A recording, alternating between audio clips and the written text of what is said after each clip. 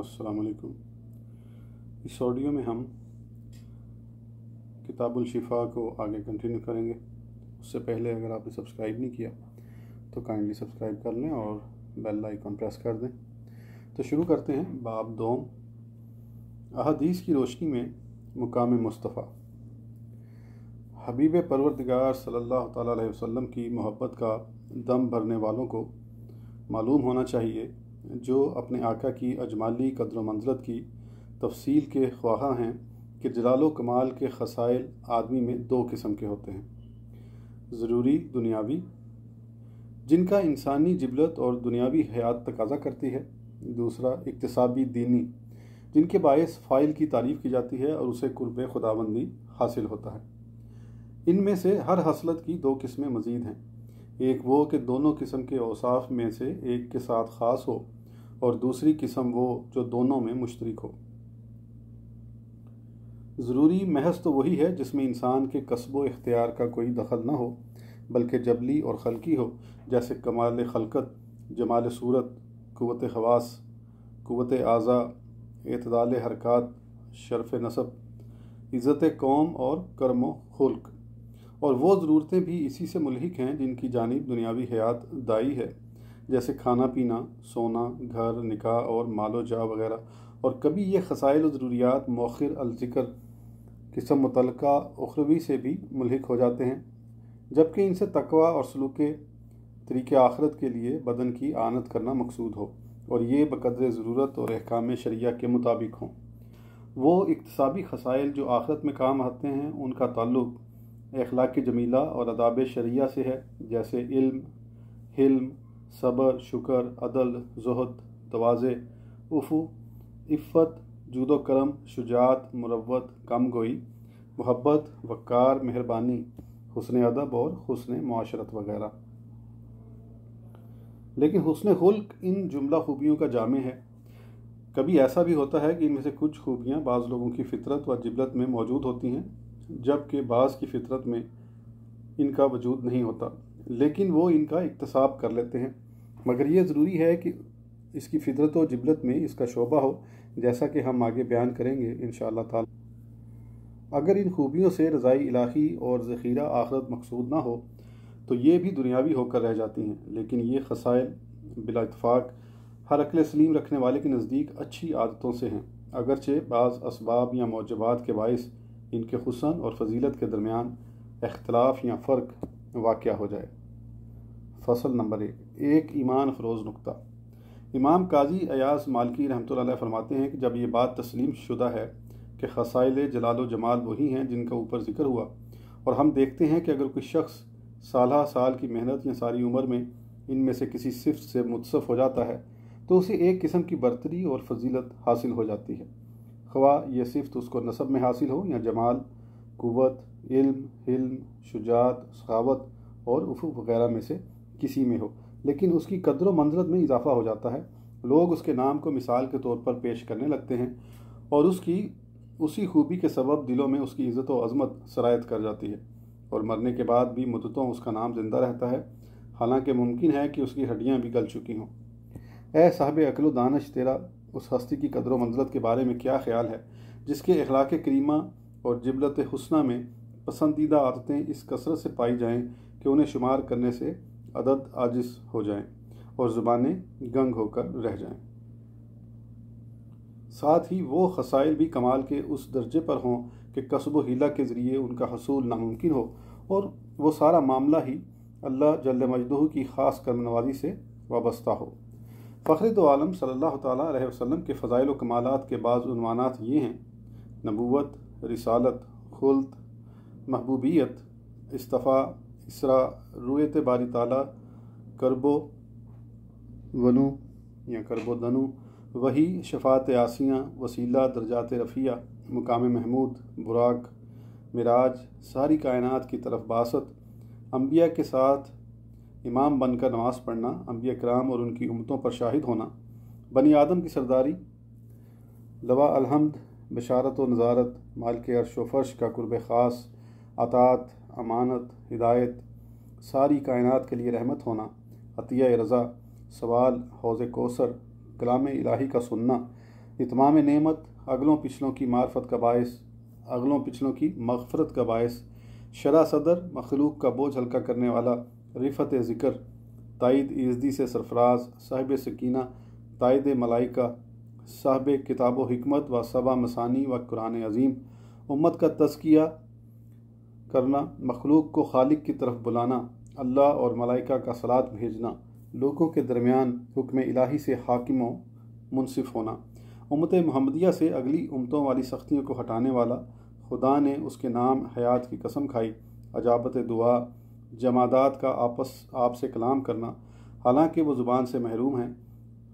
مردوں کو زندہ کرنا، بہروں کو سنانا، انگلیوں کے اندر سے پانی کے چشمے بہا دینا، تھوڑے طعام کو زیادہ کر دینا، چاند کو شق کرنا، سورج کو واپس لوٹانا، قلب آیان روب کے ذریعے مدد کیے گئے،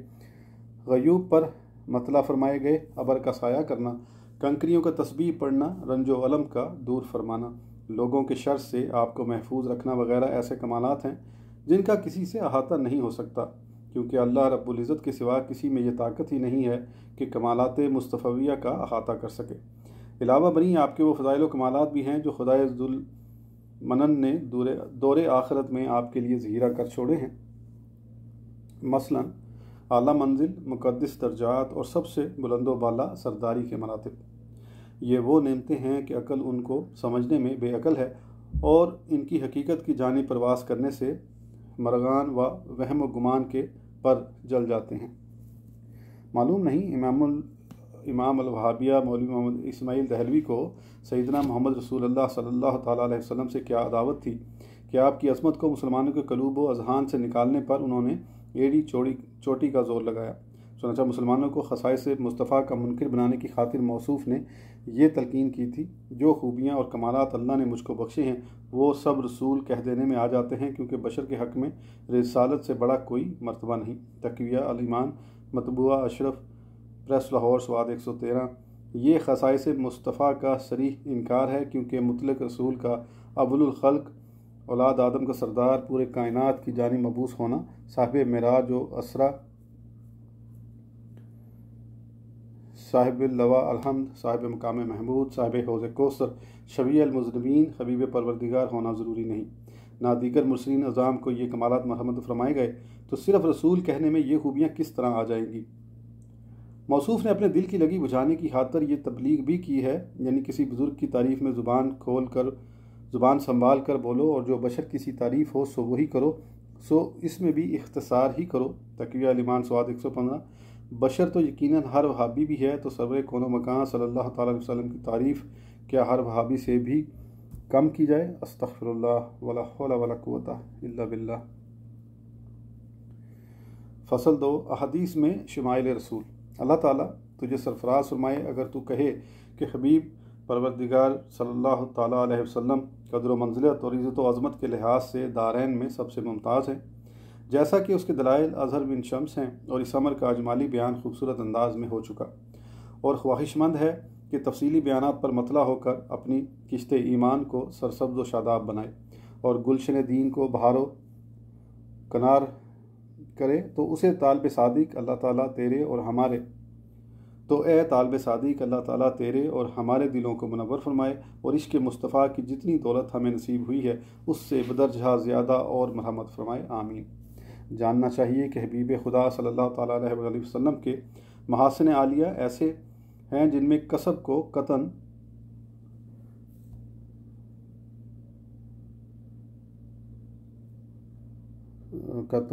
آگے میٹھا ہوا ہے نہیں ہے،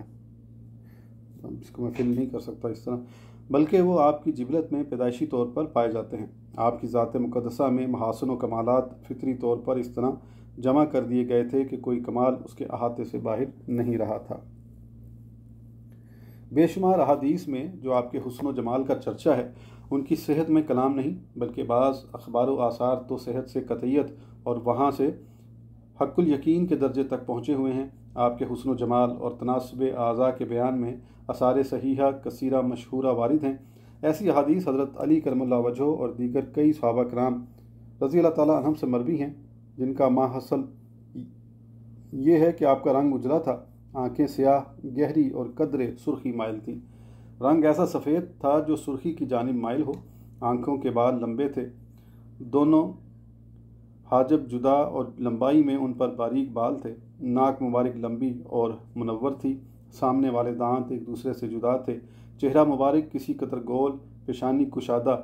ریش مبارک بھاری جو سینہ اقدس کو ڈھانپ لیتی تھی، سینہ بے کینہ اور شکم مبارک برابر رہتے تھے،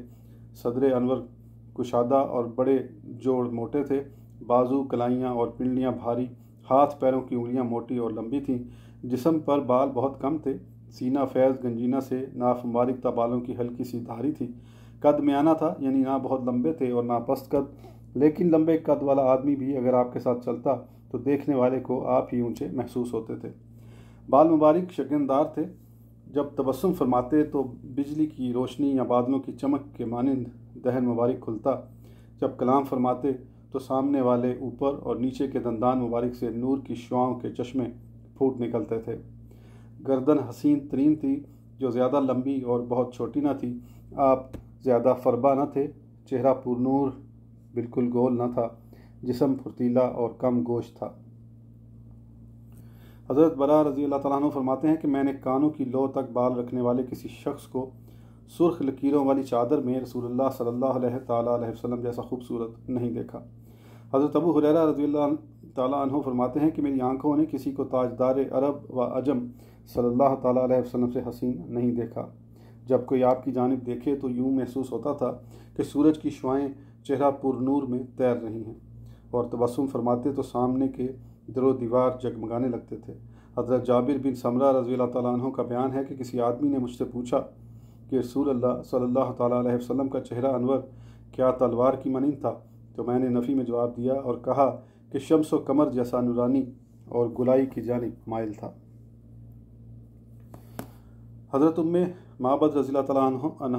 عنہ فرماتی ہیں کہ آپ کے اوصاف عالیہ کی کیا بات ہے، آپ کو خواہ قریب سے دیکھا جاتا یا دور سے ہر حالت میں حسین و جمیل نظر آتے تھے۔ ابن ابی حالہ رضی اللہ تعالیٰ عنہ کی حدیث میں ہے کہ رسول اللہ صلی اللہ تعالیٰ علیہ وسلم کا چہرہ انور 14ویں کے چاند کی طرح چمکتا تھا۔ حضرت علی کرم اللہ تعالیٰ وجہ نے ایک مرتبہ آپ کے مدح و ثنا کرتے ہوئے آخر میں فرمایا کہ جو شخص پہلی مرتبہ آپ کو دیکھتا تو اس پر خوف طاری ہو جاتا تھا، اور جب وہ ملتا جلتا رہتا تو آپ کو گرویدہ ہو جاتا تھا، اور کوئی شخص آپ کی تعریف کیے بغیر رہ نہیں سکتا تھا، اور بے سختہ یہ پکار اٹھتا تھا کہ میں نے حبیب پروردگار صلی اللہ تعالیٰ علیہ وسلم جیسا حسین و جمیل نہ کوئی آپ سے پہلے دیکھا اور نہ آپ کے بعد ہی کوئی ایسا نظر آیا۔ سبحان اللہ احسن الخالقین۔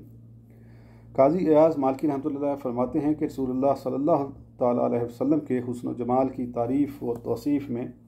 بہت سی احادیث مشہورہ موجود ہیں، جنہیں بیان کر کے ہم کتاب کو طول دینا اور ضخیم کرنا نہیں چاہتے۔ ہم نے ان میں سے چند احادیث اور بعض نکتے پیش کرنے پر اکتفا کیا ہے۔ فصل 3 رہی فخر دو عالم صلی اللہ تعالیٰ علیہ وسلم کے جسم اطہر کی نظافت، ریح اور پسینے کی خوشبو اور غلاظت سے پاکیزگی، تو اس سلسلے میں بھی اللہ تعالیٰ نے آپ کو بہت سے خصائص کے ساتھ مخصوص فرمایا ہے جو آپ کے سوا دوسروں میں نہیں پائے گئے۔ اللہ تعالیٰ نے نظافت و نزاہت کو آپ میں شرعی نظافت اور 10 فطری خصائل کے ساتھ مکمل فرما دیا ہے۔ سرور کون و مکان صلی اللہ تعالیٰ علیہ وسلم نے فرمایا ہے کہ دین کی بنیاد نظافت اور پاکیزگی پر ہے۔ امام قاضی ایاز رحمۃ اللہ علیہ فرماتے ہیں کہ ہم نے حدیث بیان کی، سفیان بن عاصی وغیرہ نے، وہ فرماتے ہیں کہ ہم سے حدیث بیان کی احمد بن عمر نے، ان سے ابو العباس رازی نے، ان سے ابو احمد جلودی نے، ان سے ابن سفیان نے، ان سے مسلم نے، ان سے قتیبہ نے، ان سے جعفر بن سلیمان نے، انہوں نے انس بن مالک رضی اللہ تعالیٰ عنہ المتوفی 93 ہجری سے سنا، وہ فرمایا کرتے تھے کہ ترجمہ میں نے عنبر، کستوری اور کسی بھی خوشبودار چیز کو رسول اللہ صلی اللہ تعالیٰ علیہ وسلم کی ریح مبارک سے زیادہ خوشبودار نہیں دیکھا۔ حضرت جابر بن سمرہ رضی اللہ تعالیٰ عنہ فرماتے ہیں کہ ایک مرتبہ رسول اللہ صلی اللہ تعالیٰ علیہ وسلم نے اپنا دست مبارک میرے رخسار پر پھیرا، میں نے یوں محسوس کیا کہ آپ کا دست کرم ہے، اور اتنا خوشبودار تھا کہ جیسے ابھی ابھی عطار کی صندوق سے نکالا گیا ہے۔ ان کے علاوہ کسی دوسرے صحابی کا بیان ہے کہ کوئی خوشبو لگائے یا نہ لگائے، لیکن رسول اللہ صلی اللہ تعالیٰ علیہ وسلم سے مصافحہ کر لیتا تو سارا دن اپنے ہاتھ میں خوشبو محسوس کرتا تھا، اور جب وہ نور مجسم اپنے دست شفقت کسی بچے کے سر پر پھیرتے تو وہ خوشبو کے باعث دوسرے بچوں سے پہچانا جاتا تھا۔ سبحان اللہ والحمد للہ ولا الہ الا اللہ واللہ اکبر۔ نبی کریم صلی اللہ تعالیٰ علیہ وسلم ایک مرتبہ حضرت انس بن مالک رضی اللہ تعالیٰ عنہ کے گھر محو استراحت تھے۔ آپ کو پسینہ آیا تو حضرت انس رضی اللہ تعالیٰ عنہ کی والدہ محترمہ نے ایک شیشی لے کر اس میں آپ کے مبارک پسینے کو جمع کر لیا۔ رسول اللہ صلی اللہ تعالیٰ علیہ وسلم نے پوچھا کہ اس کا کیا کرو گی؟ عرض کی اسے خوشبو میں ملائیں گے کیونکہ اس کی خوشبو ہر خوشبو سے زیادہ ہے۔ امام محمد بن اسماعیل بخاری رحمۃ اللہ علیہ متوفی 256 ہجری نے اپنی تاریخ کبیر میں حضرت جابر رضی اللہ تعالیٰ عنہ کی ایک روایت یوں پیش کی ہے کہ نبی کریم صلی اللہ تعالیٰ علیہ وسلم جب کسی راستے سے گزر جاتے تھے تو خوشبو کے باعث دوسرے لوگوں کو معلوم ہو جاتا تھا کہ اس راستے سے رسول اللہ صلی اللہ تعالیٰ علیہ وسلم گزرے ہیں۔ حضرت اسحاق بن راہویہ رحمۃ اللہ علیہ فرماتے ہیں کہ خوشبو لگانے کے باعث ایسا نہیں ہوتا تھا بلکہ حبیب پروردگار صلی اللہ تعالیٰ علیہ وسلم کا جسم عطر ہی فضاؤں کو معطر کر جاتا تھا۔ مزنی رحمۃ اللہ علیہ نے حضرت جابر رضی اللہ تعالیٰ عنہ المتوفی 78 ہجری کی یہ روایت نقل کی ہے۔ وہ فرماتے ہیں کہ ایک مرتبہ رسول اللہ صلی اللہ تعالیٰ علیہ وسلم نے مجھے اپنے پیچھے سواری پر بٹھا لیا۔ موقع غنیمت جان کر میں نے مہر نبوت کو بوسہ دیا تو اس میں سے خوشبو آ رہی تھی۔ جن علماء کرام نے نبی کریم صلی اللہ تعالیٰ علیہ وسلم کے متعلقہ اخبار اور آپ کے شمائل جمع کرنے کا اہتمام کیا ہے، وہ حکایت کرتے ہیں کہ جب فخر دو عالم صلی اللہ تعالیٰ علیہ وسلم قضائے حاجت کا ارادہ فرماتے تو زمین پھٹ جاتی اور آپ کے بول و براز کو نگل لیتی تھی۔ اگر کوئی اس جگہ جا کر دیکھتا تو سوائے عمدہ خوشبو کی مہک کے اور کچھ بھی نظر نہیں آتا تھا۔ محمد بن سعد کاتب و عقدی رحمۃ اللہ علیہ نے بیان کیا ہے کہ ایک مرتبہ حضرت ام المومنین عائشہ صدیقہ رضی اللہ تعالیٰ عنہ نے بارگاہ رسالت میں عرض کی، یا رسول اللہ، جب آپ قضائے حاجت سے فارغ ہوتے ہیں تو ہمیں زمین پر کسی چیز کا کوئی نشان نہیں ملتا۔ آپ نے فرمایا کہ اے عائشہ، انبیاء کے جسم سے جو چیز بول و براز نکلتی ہے اسے کوئی نہیں دیکھ سکتا کیونکہ زمین اسے فوراً ہی نگل جاتی ہے۔ نیز یہ خبر اگرچہ مشہور نہیں ہے لیکن ایک جماعت نے کہا ہے کہ رسول اللہ صلی اللہ تعالیٰ علیہ وسلم کے بول و براز پاک ہیں، اور یہ امام محمد بن ادریس شافعی رحمۃ اللہ علیہ کے بعد اصحاب کا قول ہے، اور اس قول کو امام ابو نصر بن الصباح رحمۃ اللہ علیہ نے اپنی کتاب شامل میں بطور حکایت بیان کیا ہے۔ اس سلسلے میں علماء کرام کے دونوں قسم کے اقوال کو ابو بکر بن سابق مالکی رحمۃ اللہ علیہ نے اپنی کتاب المسمہ بہبدی میں نقل کیا ہے، جو انہوں نے فروغ مالکیہ کے مسائل کی تخریج میں لکھی ہے، جبکہ مالکیہ کے پاس ایسی کوئی اور کتاب نہ تھی، اور اس میں تفریعات شافیہ بھی ہیں، اور اس میں یہ موقف اختیار کیا ہے کہ بے شک نبی کریم صلی اللہ تعالیٰ علیہ وسلم سے کوئی ناگوار اور ناپاک چیز خارج نہیں ہوتی تھی۔ اسی سلسلے میں حضرت علی رضی اللہ تعالیٰ عنہ کی یہ روایت ہے کہ جب میں نے نبی کریم صلی اللہ تعالیٰ علیہ وسلم کو غسل دیا تو میں اس چیز کو دیکھنے لگا جو میت سے خارج ہوا کرتی ہے، پس مجھے ایسی کوئی چیز نظر نہ آئی۔ میں عرض کیا، یا رسول اللہ، آپ حالت حیات پاک تھے اور بعد میں بھی پاک ہیں۔ ان کا ارشاد ہے کہ آپ کے جسم اطہر سے ایسی خوشبو نکل رہی تھی کہ ایسی خوشبو ہم نے کبھی نہ دیکھی تھی۔ ایسا ہی یار غار حضرت ابو بکر صدیق رضی اللہ تعالیٰ عنہ نے فرمایا ہے، جبکہ انہوں نے آپ کی وفات کے بعد آپ کو بوسہ دیا تھا۔ اور اسی قبیل سے یہ واقع ہے کہ حضرت مالک بن سنان رضی اللہ تعالیٰ عنہ نے نبی کریم صلی اللہ تعالیٰ علیہ وسلم کے زخم سے خون چوس لیا تھا اور آپ نے انہیں ایسا کرنے سے منع نہیں فرمایا تھا۔ اور یہ واقعہ بھی ایسا ہی ہے کہ حضرت عبداللہ بن زبیر رضی اللہ تعالیٰ عنہ نے آپ کے بچھنوں کا خون پیا، جس پر آپ نے ان سے یہی فرمایا کہ وائے ہے تیرے لیے لوگوں کی جانب سے اور وائے ہے لوگوں کے لیے تیری جانب سے، اور انہیں بھی ایسا کرنے سے آپ نے منع نہیں فرمایا تھا۔ اور اسی طرح کا واقعہ ہے کہ کسی عورت نے آپ کا پیشاب پی لیا تھا تو آپ نے اس عورت سے یہی فرمایا تھا، لن تشتکی وجبتنی کا ابداً، تیرے پیٹ میں کبھی درد نہیں ہوگا۔ اور آپ نے اس عورت کو نہ تو کلی کرنے کا حکم دیا اور اس سے یہ فرمایا کہ آئندہ ایسا نہ کرنا۔ اور یہ حدیث پیشاب پینے سے متعلقہ عذروِ سند صحیح ہے۔ اور امام دارقطنی رحمۃ اللہ علیہ نے امام مسلم اور امام بخاری رحمۃ اللہ علیہ کا شکوہ کیا ہے کہ انہوں نے اپنی صحیح میں، یعنی صحیح بخاری اور صحیح مسلم میں اسے شامل کیوں نہ کیا۔ مذکورہ عورت کا نام برکہ تھا۔ اس کے نسب میں علماء کرام کا اختلاف ہے۔ بعض کا قول یہ ہے کہ وہ ام یمن رضی اللہ تعالیٰ عنہ تھی اور وہ نبی کریم صلی اللہ تعالیٰ علیہ وسلم کی خدمت کیا کرتی تھی۔ ان کا بیان ہے کہ ایک لکڑی کا پیالہ کسی مرتبہ علالت کے دنوں میں رسول اللہ صلی اللہ تعالیٰ علیہ وسلم کی چارپائی کے نیچے رکھ دیا جاتا تھا تاکہ اگر رات کو ضرورت پڑے تو اس میں پیشاب کر لیا جائے۔ ایک رات آپ نے پیالے میں پیشاب کیا تھا لیکن صبح دیکھا کہ پیالہ خالی ہے۔ رسول اللہ صلی اللہ تعالیٰ علیہ وسلم نے برکہ سے پوچھا تو وہ گزار ہوئی، یا رسول اللہ، آج رات میں ایک مرتبہ نیند سے بیدار ہوئی تو مجھے پیاس محسوس ہو رہی تھی۔ میں نے یہ سمجھ کر کہ پیالے میں پانی ہے اسے پی لیا اور مجھے پیشاب کے بارے میں معلوم نہ تھا۔ اس حدیث کو ابن جریر رحمۃ اللہ علیہ نے روایت کیا ہے۔ سرور کون و مکان صلی اللہ تعالیٰ علیہ وسلم مختون اور ناف بریدہ پیدا ہوئے تھے۔ آپ کی والدہ ماجدہ حضرت آمنہ خاتون رضی اللہ تعالیٰ عنہا کا بیان ہے کہ دنیا میں تشریف آوری کے وقت اس شاہکار دست قدرت کے جسم اطہر پر کسی قسم کی کوئی نجاست نہیں تھی، بلکہ بالکل پاک صاف حالت میں تشریف فرمائے عالم اور رونق افزائے دہر ہوئے تھے۔ حضرت عائشہ صدیقہ رضی اللہ تعالیٰ عنہا المتوفی 58 ہجری فرماتی ہیں کہ میں نے کبھی رسول اللہ صلی اللہ تعالیٰ علیہ وسلم کی شرمگاہ کی جانب نہیں دیکھا تھا۔ حضرت علی المرتضیٰ رضی اللہ تعالیٰ عنہ سے روایت ہے، وہ فرماتے ہیں کہ رسول اللہ صلی اللہ تعالیٰ علیہ وسلم نے مجھے وصیت فرمائی تھی کہ اے علی تمہارے سوا مجھے کوئی غسل نہ دے، کیونکہ اگر کسی دوسرے نے مجھے غسل دیا تو وہ اندھا ہو جائے گا۔ حدیث اکرمہ میں حضرت عبداللہ ابن عباس رضی اللہ تعالیٰ عنہما المتوفی 68 ہجری سے مروی ہے کہ رسول اللہ صلی اللہ تعالیٰ علیہ وسلم سو گئے اور ایسا سوئے کہ خراٹوں کی آواز سنی جا رہی تھی۔ کچھ دیر کے بعد آپ بیدار ہوئے اور بغیر وضو کی نماز پڑھنے لگے۔ حضرت اکرمہ فرماتے ہیں کہ اس کی وجہ یہی ہے کہ نیند کی حالت میں بھی آپ غفلت سے محفوظ تھے۔ فصل 4 حضور کے عقلی اور جسمانی کمالات۔ اس میں کسی قسم کا کوئی شک و شبہ نہیں ہے کہ حضرت صلی اللہ تعالیٰ علیہ وسلم سب سے عقل مند اور ذہین و فہیم تھے۔ اگر کوئی صاحب عقل و دانش رسول اللہ صلی اللہ تعالیٰ علیہ وسلم کی ان تدابیر میں ذرا بھی غور و فکر کرے گا جو آپ نے خلق خدا کی ظاہری اور باطنی اصلاح کے لیے اختیار فرمائیں، اور آپ کے حسن اخلاق اور مخیر العقول سیرت کو سامنے رکھ کر جب ان سیاسی امور پر نظر دوڑائے گا جو آپ نے ہر خاص و عام کے ساتھ رعایت برتی، اور ساتھ ہی یہ مد نظر رکھے گا کہ دنیا میں آپ نے کسی سے علم حاصل نہیں کیا، نہ سابقہ ممارست تھی اور نہ کبھی کتابوں کا مطالعہ کیا تھا، اس کے باوجود علم و فنون کے کس قدر دریا بہا دیے، حکام شریعہ کو کیسے انداز میں پیش کیا کہ سنتے ہی منصف مزاج کے لیے ماننے کے سوا کوئی چارہ نہیں رہتا۔ تو ان باتوں پر نظر کرنے سے ایک صاحب عقل و دانش ضرور اسی نتیجے پر پہنچے گا کہ نبی آخر زمان صلی اللہ تعالیٰ علیہ وسلم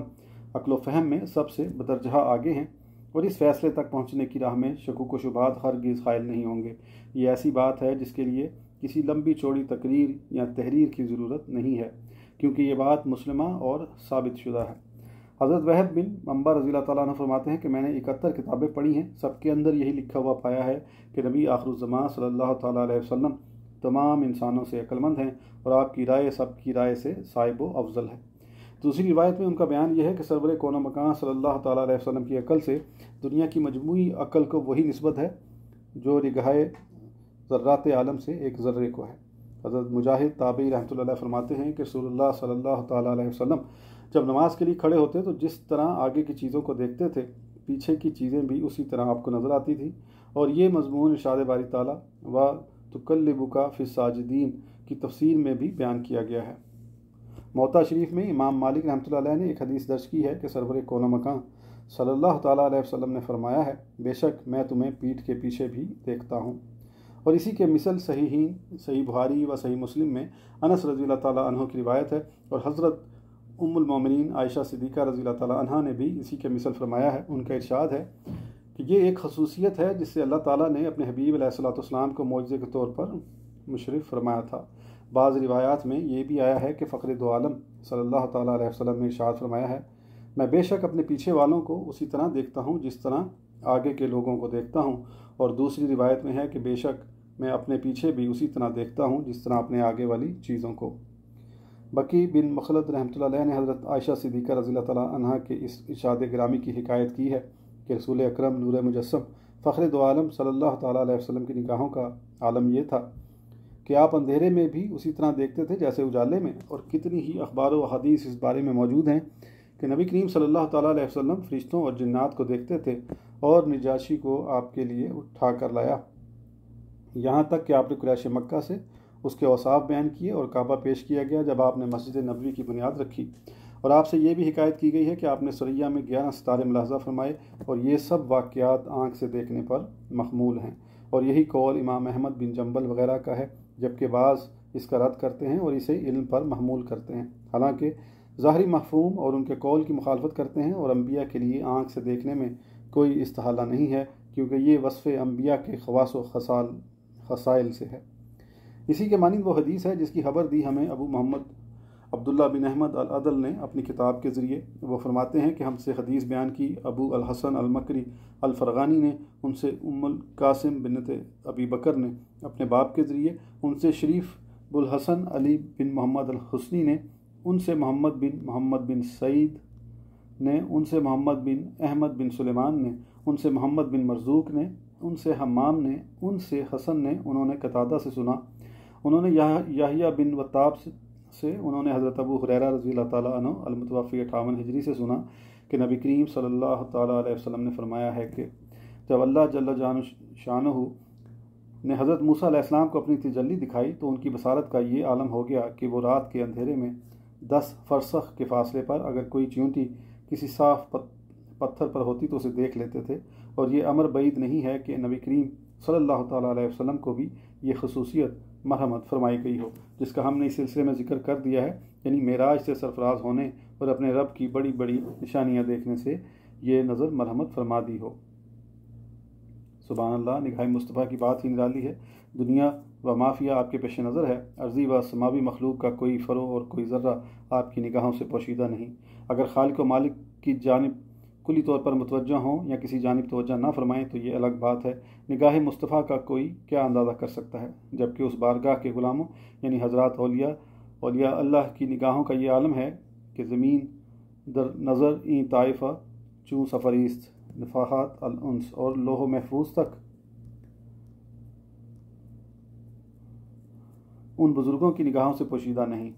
تفسیر عزیزی و تفسیر مظہری۔ اسی لیے نگاہ مصطفیٰ کی شان بیان کرتے ہوئے امام احمد رضا خان بریلوی رحمۃ اللہ علیہ یوں رقم تراز ہیں: سرمگی آنکھیں حریم حق کے وہ مشکین غزال ہے فضائے لامکاں تک جن کا رمنا نور کا۔ یہ بھی حدیث میں آیا ہے کہ آپ نے رکانہ کو پچھاڑا جو اپنے وقت کا زبردست پہلوان تھا۔ آپ نے اسے اسلام کی دعوت دی تھی اور زمانہ جاہلیت میں ابارکانہ بہت طاقتور شمار ہوتا تھا، چنانچہ اس نے 3 مرتبہ رسول اللہ صلی اللہ تعالیٰ علیہ وسلم کو کشتی کا چیلنج دیا اور ہر دفعہ آپ نے اسے پچھاڑ دیا تھا۔ حضرت ابو ہریرہ رضی اللہ تعالیٰ عنہ فرماتے ہیں کہ میں نے رسول اللہ صلی اللہ تعالیٰ علیہ وسلم سے تیز رفتار کسی کو نہیں دیکھا، ایسا معلوم ہوتا تھا کہ زمین آپ کے لیے سمٹی چلی جاتی تھی۔ ہم بڑی کوشش اور دقت کے ساتھ آپ کے ساتھ چل سکتے تھے، جبکہ آپ بالکل آرام سے چلتے تھے۔ نبی کریم صلی اللہ تعالیٰ علیہ وسلم کے اوصاف میں سے یہ بھی ہے کہ آپ کا ہنسنا تبسم تک محدود تھا، جب کسی کی جانب دیکھتے تو پوری طرح دیکھتے تھے، چلتے وقت قدم اٹھا کر چلتے تھے اور قدرے آگے جھک کر گویا کہ آپ بلندی سے اتر رہے ہیں۔ صلی اللہ تعالیٰ علیہ یا رسول اللہ۔ آج کی آڈیو کی اتنا ہی، پھر انشاءاللہ اگلی آڈیو میں آگے کنٹینیو کریں گے۔ سبسکرائب کرنا نہ بھولیں۔ اس وقت تک کے لیے اجازت دیجیے۔ اللہ حافظ۔